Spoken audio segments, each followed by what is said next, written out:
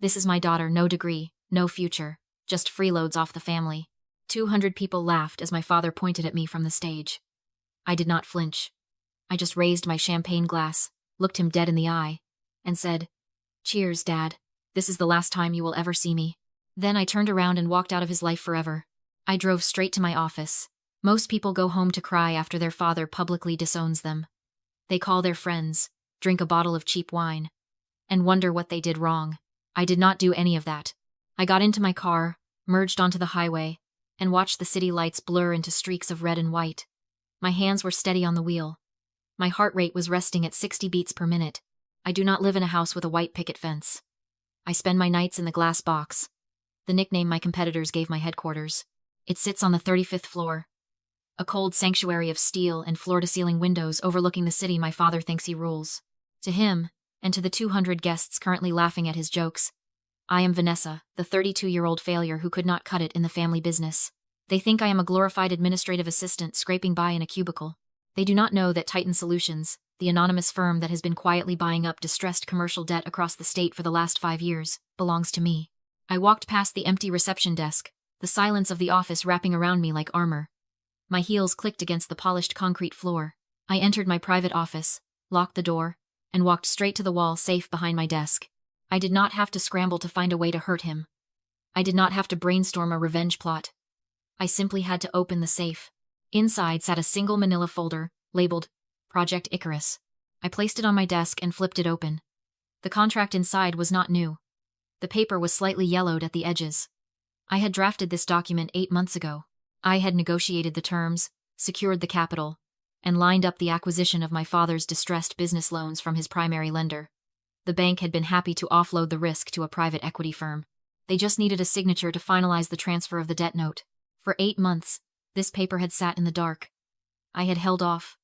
I had waited. A stupid, childish part of me had hoped I would never have to sign it.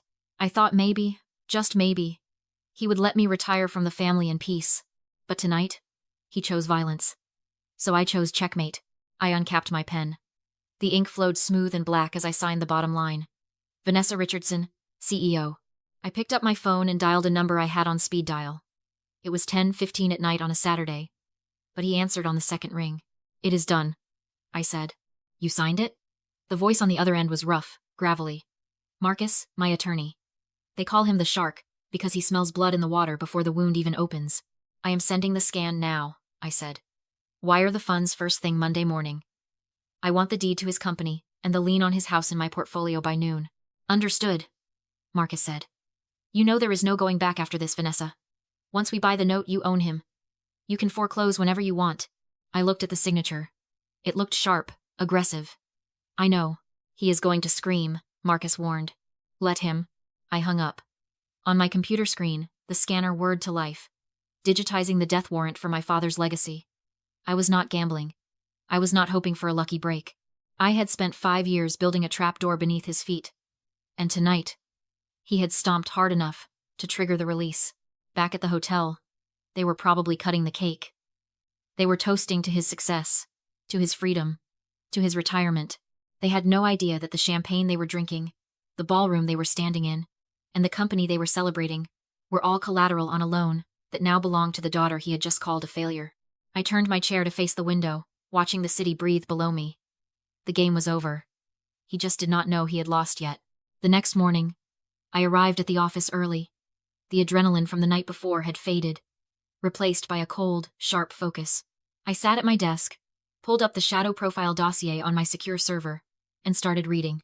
Most daughters have family albums filled with birthday parties and vacations. My album is a collection of credit card statements, overdue notices, and collection letters dating back 10 years. I remember the day I found the first one. I was 27, trying to rent my first decent apartment after 5 years of living in shoeboxes. The leasing agent had looked at me with pity and slid my application back across the desk. She told me that with a credit score of 520 and 3 charge-offs, they could not approve me without a cosigner. I had stared at her, confused. I told her that was impossible, that I had never missed a payment in my life. But the credit report did not lie. 3 credit cards, maxed out and defaulted. A personal loan for $20,000, unpaid. All in my name. All opened using my social security number.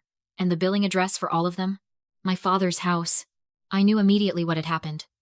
My stepbrother, Ryan, had a gambling problem everyone pretended was bad investment luck.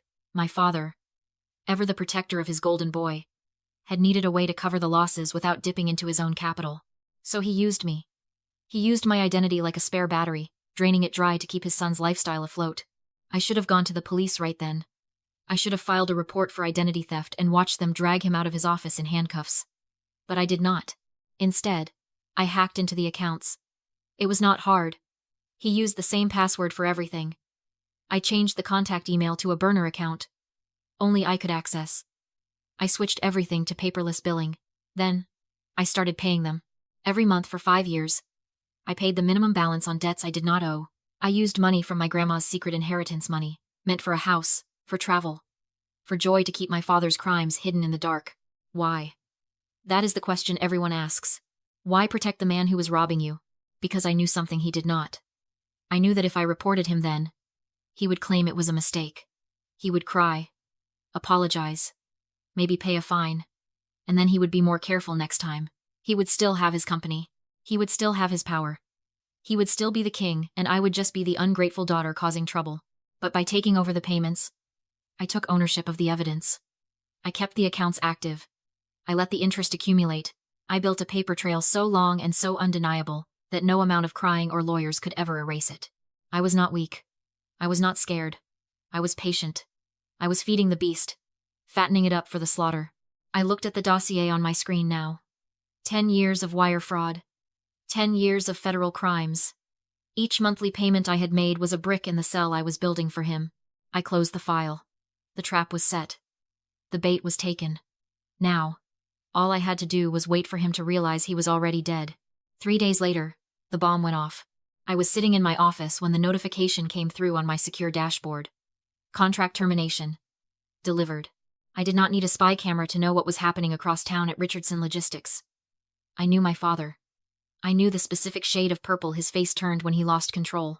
I knew the sound of his fist hitting the mahogany desk, the same desk he used to sit behind while telling me I was not smart enough for college. He would be screaming at his secretary right now. He would be blaming the economy, the market, the incompetent staff, everyone but himself. He would be frantically calling the other partners, trying to stop the bleeding, only to find that Titan Solutions had airtight exclusivity clauses that prevented them from simply switching vendors overnight. He was bleeding out, and he did not even know who had cut him.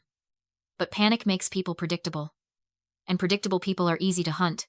My phone buzzed. It was Marcus. He is biting, Marcus said. He is calling around for liquid capital.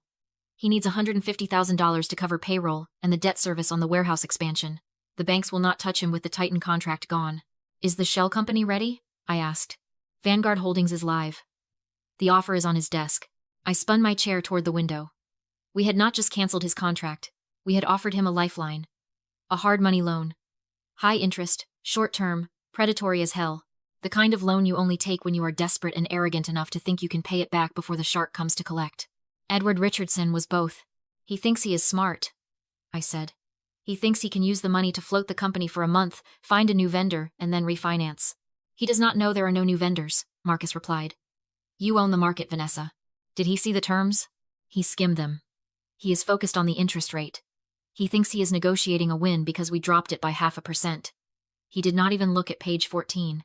Page 14. The Confession of Judgment. It is a clause most legitimate lenders do not use anymore, because it is practically a weapon of war. By signing it, the borrower waives their right to a trial. They waive their right to notice. If they miss a single payment, the lender can walk into a court, file a judgment, and seize assets immediately. No lawsuit. No defense. No judge. Just execution. He is signing it this afternoon, Marcus said. Ryan is with him.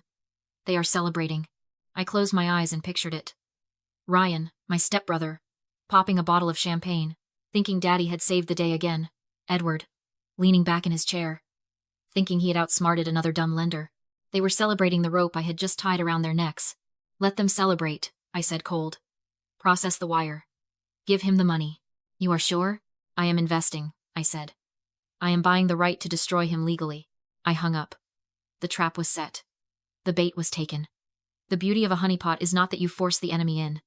It is that they walk in willingly, thinking it is a sanctuary. He thought Vanguard Holdings was his savior. He did not know it was just another name for the daughter he threw away. He had 30 days until the first aggressive payment was due. 30 days to feel safe. 30 days to spend money he did not have. I checked my calendar and marked the date. The countdown had begun. 30 days. That is how long a hard money loan gives you to come up with the first payment.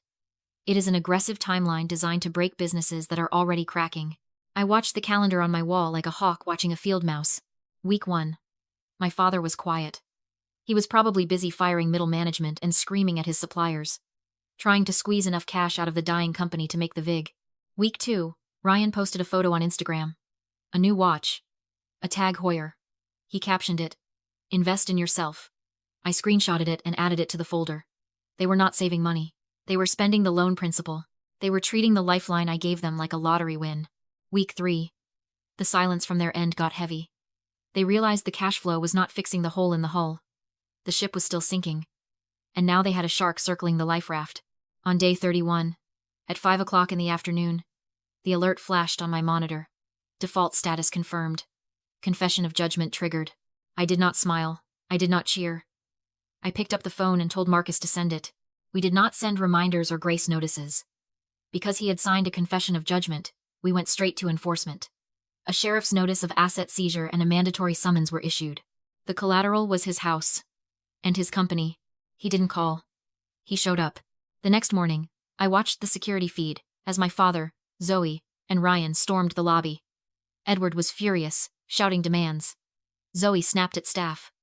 Ryan looked hungover. At the desk, Edward screamed for the owner of Vanguard Holdings. My receptionist didn't flinch. She calmly sent them to room B. The doors were unlocked. Edward assumed it meant fear. He thought he was walking into a negotiation. He wasn't. I waited inside, facing the window. The door opened. Edward charged in, shouting, demanding control. I let him finish. Then I turned my chair. "Hello, Dad." The room collapsed into silence. He demanded to know where the owner was. I told him to sit down. He refused. "I am the lender," I said, sliding the debt note across the table. "Vanguard Holdings is mine. I funded it. I own it. You borrowed $150,000 from me." That was the moment his power died. I explained the terms. Default meant immediate seizure. No grace period. No trial. His accounts were frozen. His company was seized. The house deed now belonged to me. He asked why. "You erased me first," I said. He threatened lawsuits. I dropped a second folder on the table. 10 years of fraud, stolen identity, and forged credit. "Option A," I said. "You sue me. I give this to the FBI. You go to prison. Option B, you sign. You walk away with nothing but your freedom." He signed without reading. Ryan asked about his car. I told him it was already being repossessed. They left in silence. After the elevator doors closed, I dialed a disconnected number. "It's done, Grandma," I whispered. "We won." I stepped outside into clean air. If you are afraid to let go of a toxic family, understand this. You are not losing anything. You are reclaiming everything.